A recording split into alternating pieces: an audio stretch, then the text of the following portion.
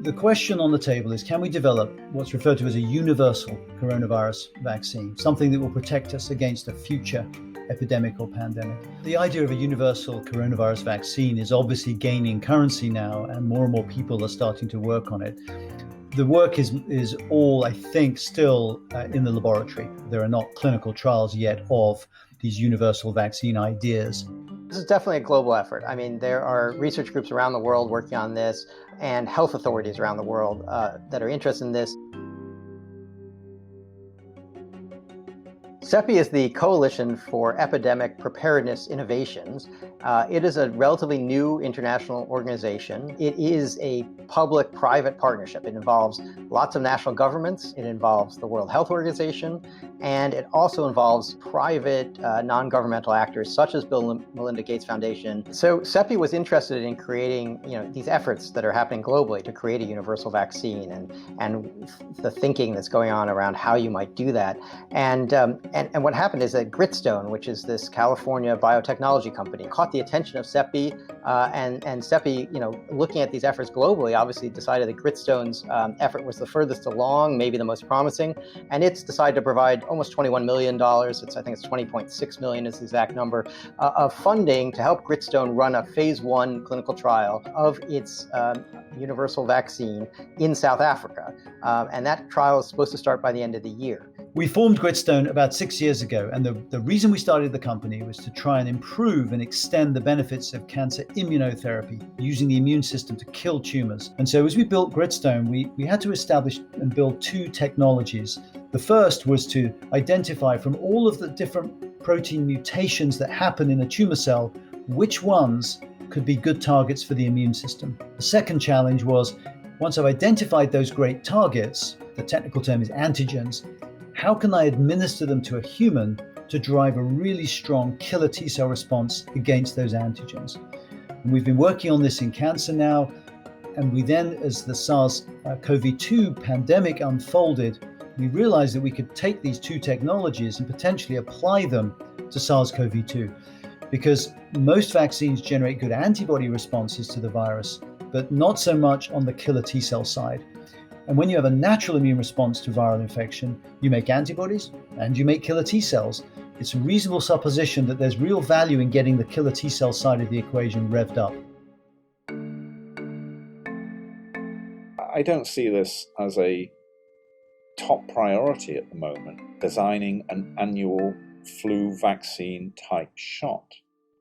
Perfectly okay to do some research on this, but it's not the immediate priority, I don't think.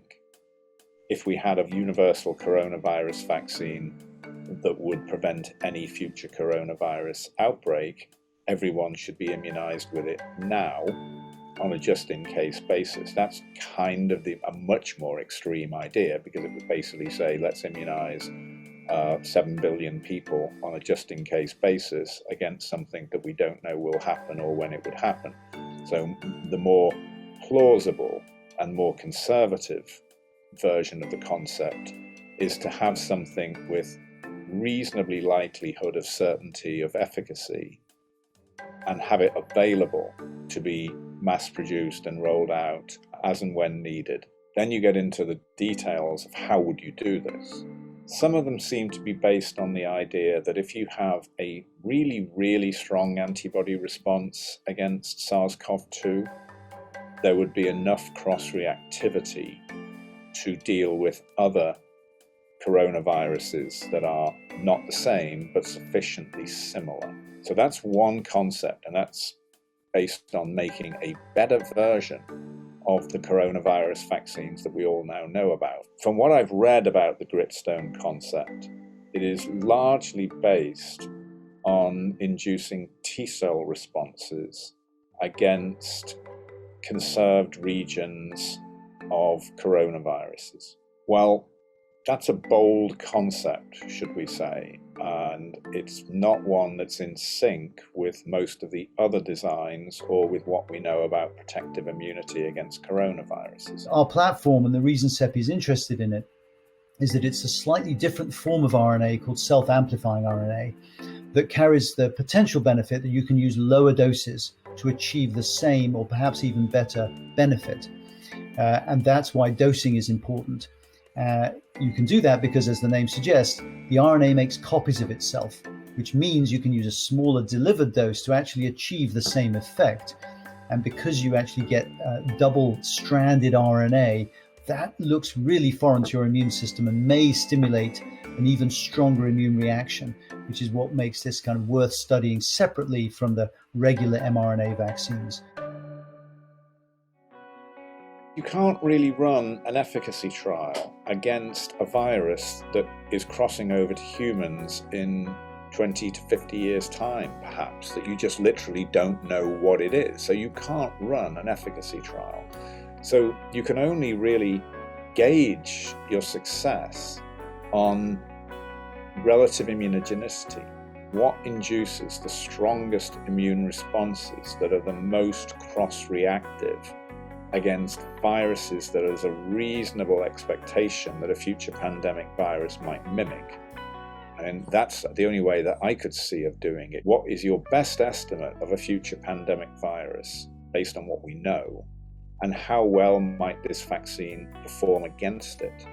And that's going to be some degree of judgment calls. I think, first of all, we should say that is this worth trying? I think the answer is an undoubted yes, because the nihilistic approach and to say, too hard, don't even bother, just wait for the next pandemic and we'll try and deal with it when it comes, that comes at a huge price in terms of human lives and economic cost and suffering as well. Do I know the answer? Of course not.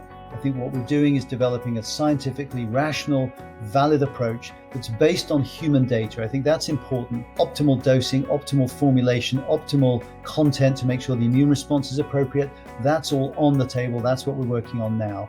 And a skeptic might say, I don't think you're going to solve that problem. Well, you may be right. I hope to prove you wrong.